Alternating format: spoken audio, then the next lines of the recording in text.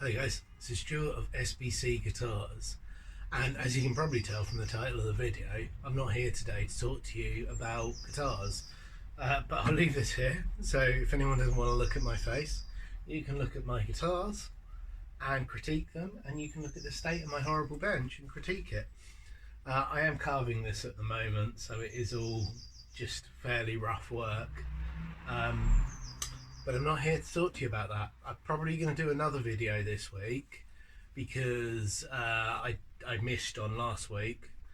So I'll talk to you about that then.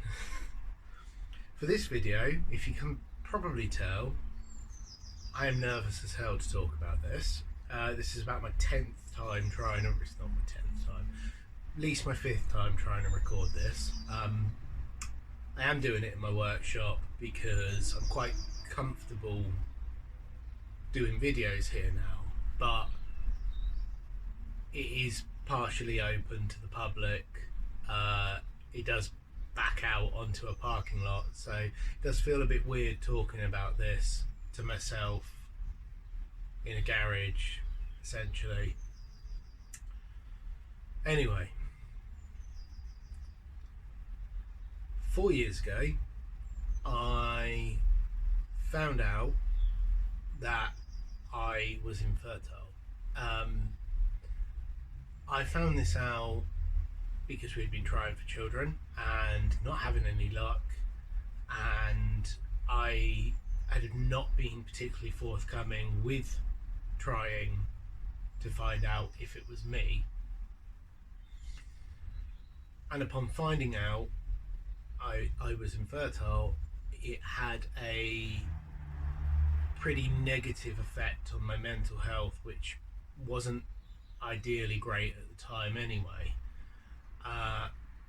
This is my first time talking about it openly, in a sense of talking about it publicly. At least I've talked about it fairly openly with close friends and family.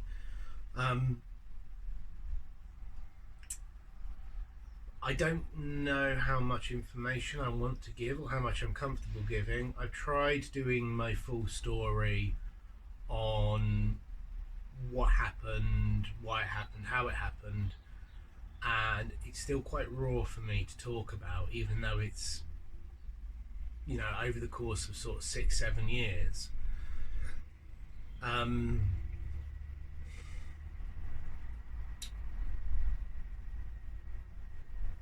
But infertility, so it's infertility week this week, which is why I'm doing this video and why I'm talking about it.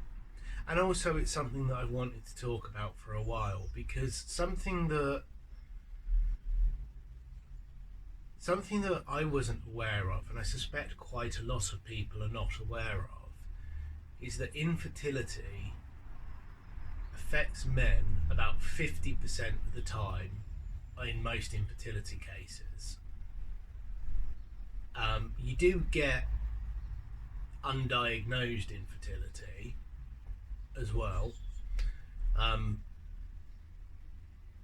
but in diagnosed cases it's about 50-50. Yet if you look on the internet, online, on, you know, Instagram, on various support groups and things, you will find there is a lot more support for women than there are for men, and there is for men. There are groups out there, but we clearly don't talk about it. We clearly don't talk about it in the way that we should.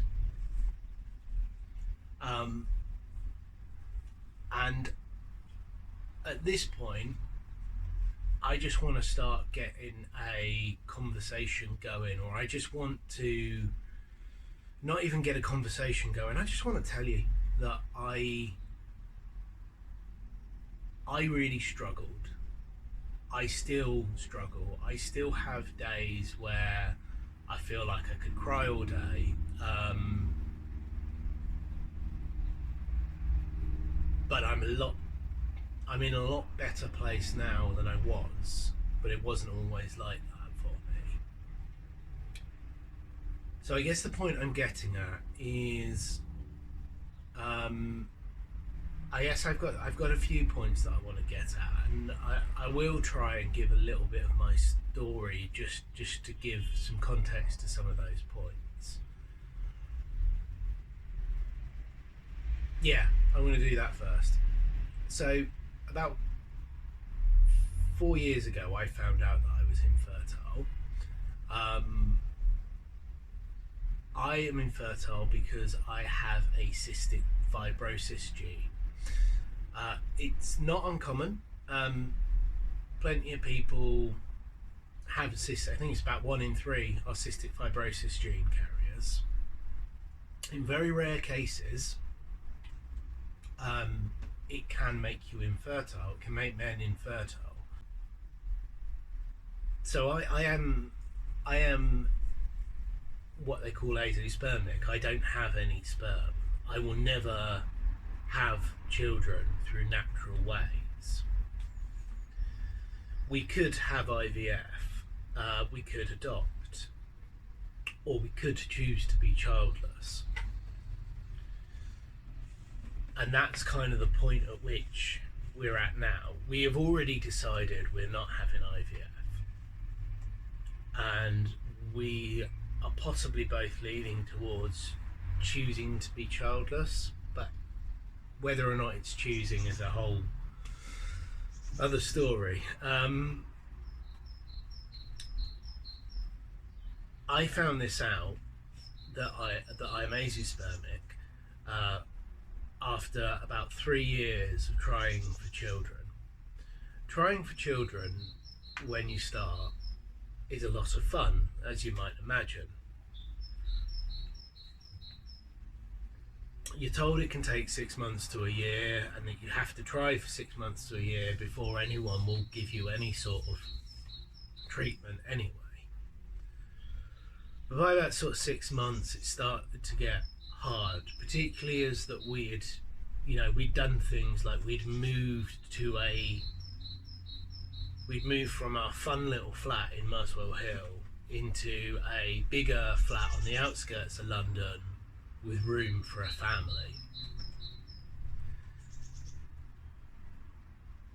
And a year into being in that flat, and it's just the two of us still knocking around, still trying, and trying gets very trying. And the one thing I would urge myself, this is my first point, to anyone out there who's trying, has been trying for a while, and you get to the 6 to 8 month point and you're still trying, just get yourself checked out, because you will save yourself a lot of heartache. I didn't. My partner did to an extent, but she also suffered some mental health issues as well off the back of trying. I'm not going to talk on her part, but we were trying for quite a while, and I think we ended up trying for about another year before I actually got tested. And I was not happy about it, and I was not happy to get tested, because it had gotten to a point where I knew it was me. And it's a funny thing finding out. I mean, first of all, it was horrible finding out, because when I dropped my sample off, the lady was a bit flippantly rude. And then when I got the phone call, the doctor said it as if it was like, oh yeah, you're probably just suffering from occasional migraines, take these pills. Not, this is a big life-changing thing that deeply impacts how you saw the rest of your life planning out. Oh yeah, you're infertile, but you can have IVF, so everything's fine. Yeah. For us, when we found out, particularly for me, because by the time the whole process of finding out that my infertility was over, they'd been through two sperm tests. I'd been through one scan, which was pretty invasive. I'd been to a specialist consultant who was not the most sensitive.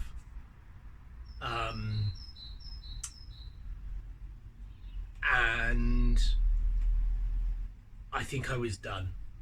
I think I'd been on such a roller coaster that had just veered off and smashed into a wall at the end, and I was done. Neither of us really fancied IVF. We both had different but similar reasons for why we didn't fancy it.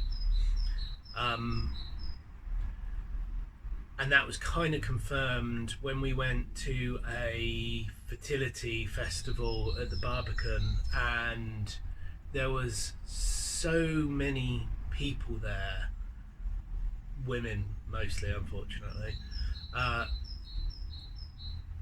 who had said that going through IVF had just absolutely put a shotgun to their relationship.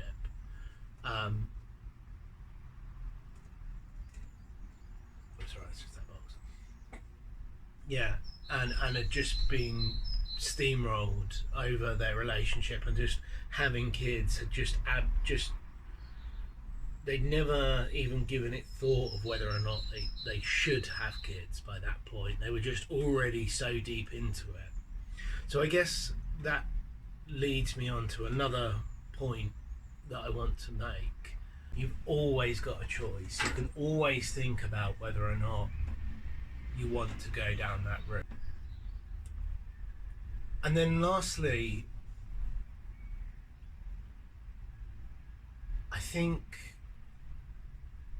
the point that I would get to is we need to start talking about this stuff more, particularly men. When we were at that fertility festival in the Barbican, and it wasn't one like these horror show type festivals you see where people telling you to drink more salt water because you'll get pregnant, or all this gumption. It was people just telling their stories, some positive, some negative. And I had a really small section where it was men telling their stories, but at that festival there must have been a couple of hundred people. I think I counted about 10 men, and yet 50% of infertility is men.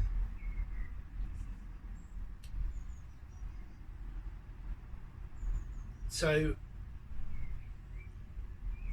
I think that's as comfortable as I am at the moment talking about this, and I think I've gone on for long enough. But I think my parting comments would be, if you are someone out there like me who struggled with their infertility, still struggles with infertility, even if you're just starting this journey or you're thinking, is it me? Reach out to someone, have a conversation. I'm not going to recommend any groups because I'm not in any, and I don't know enough about any. I'm only at the point now where I'm feeling ready to start joining groups and start talking about it. So it does seem like a weird thing to be at that point now and be putting out a video that the whole world can see. Whatever.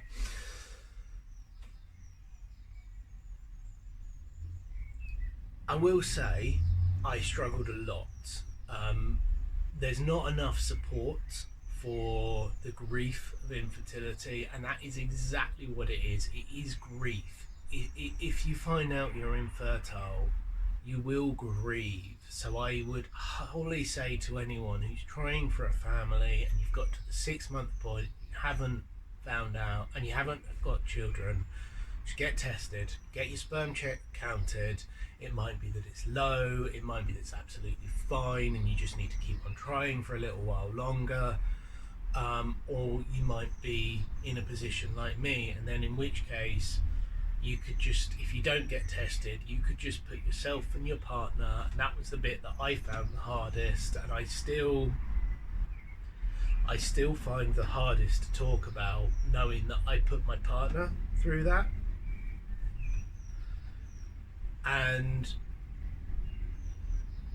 you will save yourself and the ones you love some heartache. Thank you for watching. I know this has probably been a hard watch for some people, and I hope that this has given help to some people as well. We need to start having a conversation. If you are like me, you don't need to tell everyone, you don't need to do anything special. I'm not planning on doing anything special. I might talk about it a bit more in future, but we do need to talk to each other. We do need to support each other. We need to start having a few more conversations. I'm gonna go away and actually try and build some guitars now, and I'll leave the video there. But if anyone would like to chat with me about this in more detail, or if anyone would just like to go for a drink and rant, please do get in touch. You can DM me through Instagram or find me on Facebook. I'm more than willing to chat with you. You know, because it's a hard journey and it's not a very well supported one. I wanted to do this from my SPC account because it's the account with the most followers and the most reach. Let's have a conversation. Thank you very much for watching, and I will speak to you soon about guitars.